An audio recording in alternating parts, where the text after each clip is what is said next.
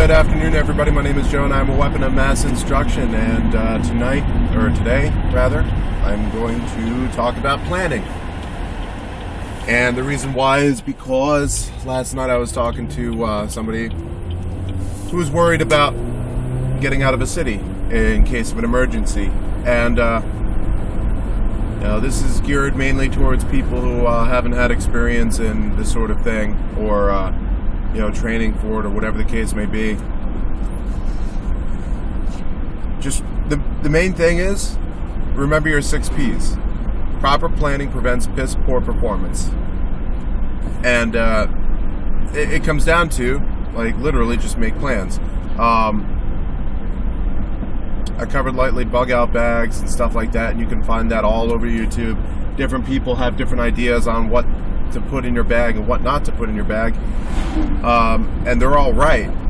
None of them are really wrong. The fact is, everybody's bug out bag is going to be different, because you're all going to have different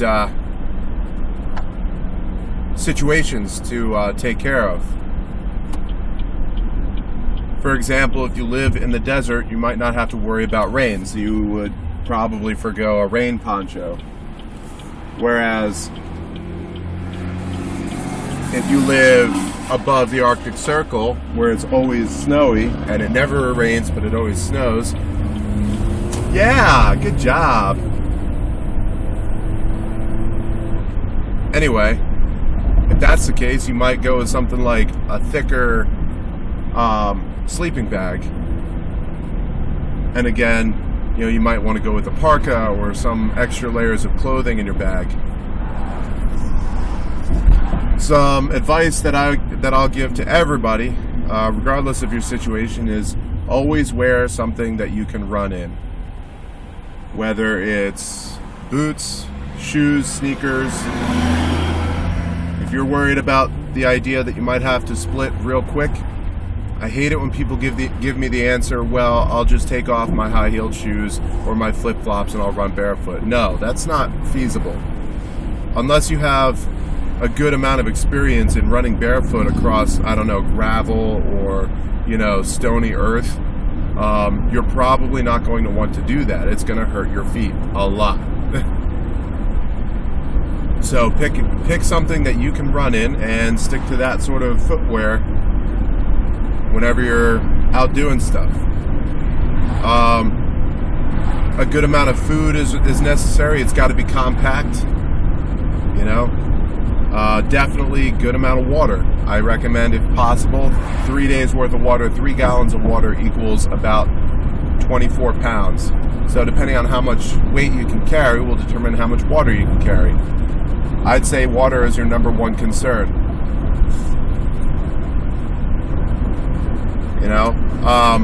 Weapons. If you're not familiar with guns, then you should definitely invest in alternative weapons. Some people I know who don't have any firearms of their own, and it would take them forever to get the proper permits, fucking Jersey, have invested in knives and other implements. So you could think about that. A collapsible baton, perhaps. It doesn't take up too much space when it's collapsed. You snap it open, and you can whip somebody across some muscular tissue and cause some severe pain, or you can just knock them unconscious, beating them upside the head. Different stuff to consider. Bows and arrows. Just like anything else, shooting a bow and arrows is going to take some skill, and it's going to take some practice to do accurately. You're not going to be freaking Katniss Everdeen after 2 shots. All right? So, but a bow is going to take up space. So, that's a question of, do you have that space to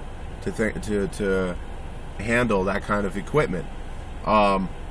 Crossbows are more compact, but they're also heavier. That's another idea. They also don't require as much training to use as a bow and arrow would. Hell, slingshot. You can use one of those. Again, requires some training. Easy to use, doesn't take up space. But the rocks, the pellets that you're going to use will get heavy, especially if you go with lead ones that you can buy. Mode of transportation. I covered that in an earlier episode, and that's a big one. It's going to be dependent on where you live and where you need to go. If you're in the city, having a car is not really such a great idea. You know, if you're stuck with a car, awesome. Be prepared to ditch the car at the first sign of, a roadblock or something like that. If you've got a roof rack with a bicycle on it, even better. That means you don't have to walk for a while until you absolutely have to ditch the bike. For me, I didn't get a bicycle, mainly because it would be an absolute pain in the ass trying to ride a bicycle while I'm carrying 2 weapons, a whole bug-out bag, and a load-bearing vest on top of whatever else I might be carrying with me. So there's a lot of different stuff to consider. And really what it all comes down to is think about what your situation is. Think about if there is, let's say, a natural disaster and your city is being evacuated, where is the vast majority of people going to go? My guess is probably along the freeway or the highway, along main roads, and they're not going to think of going on back roads. So you might have to be prepared to go on back roads right off the bat before you even take any other routes. That might be a good idea. Think about which direction you want to go. All right. For example, do you live on a coastline? That obviously rules out one direction. What's to the north of you, to the south of you, east, west? What lies in that direction? What type of terrain are you looking at? How far away is it from sources of water and sources of food? That's another thing. The resources in your bug-out bag are for an absolute emergency. Once you hit the road and you're on the run or doing whatever, you don't want to eat the food in your bug-out bag unless it's a last resort. If possible, hunt for the food that you're going to eat. Forage for berries and stuff like that. In a lot of cases, red means dead. So if you don't recognize the berry as being something you know is edible, it's important to properly test it first. And I might cover that in a later episode, but basically it comes down to you're going to, first you're going to put a little bit of it on your lips. You're going to wait several hours to see if you have an adverse effect. You're going to put a little bit on your tongue, all right, and then wash your mouth out after 30 seconds. Wait another several hours. Wait for any adverse effects. You're going to chew it, and then you're going to spit it out. Again, wash your mouth out several hours. Check for adverse effects, and you're going to eat one item of that particular whatever it is you're picking, like a berry. Right? You're actually going to eat one of those or a small amount of it, and again, adverse effects. Are you throwing up? Is your throat tightening up? Are you shitting your brains out? Like, what is it?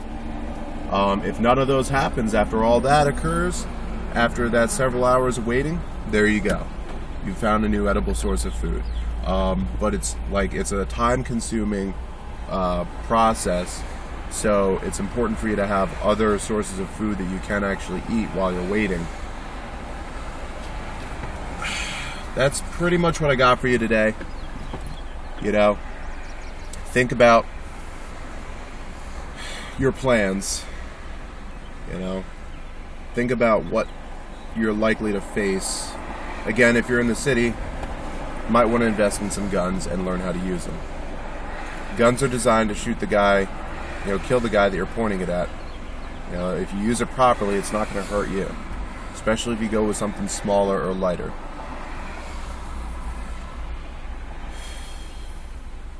What else? If you do buy a new pair of boots, make sure to break them in for several weeks before you're required to use them. All right. And that's pretty much it. Y'all stay safe. I'll talk to you later. Peace.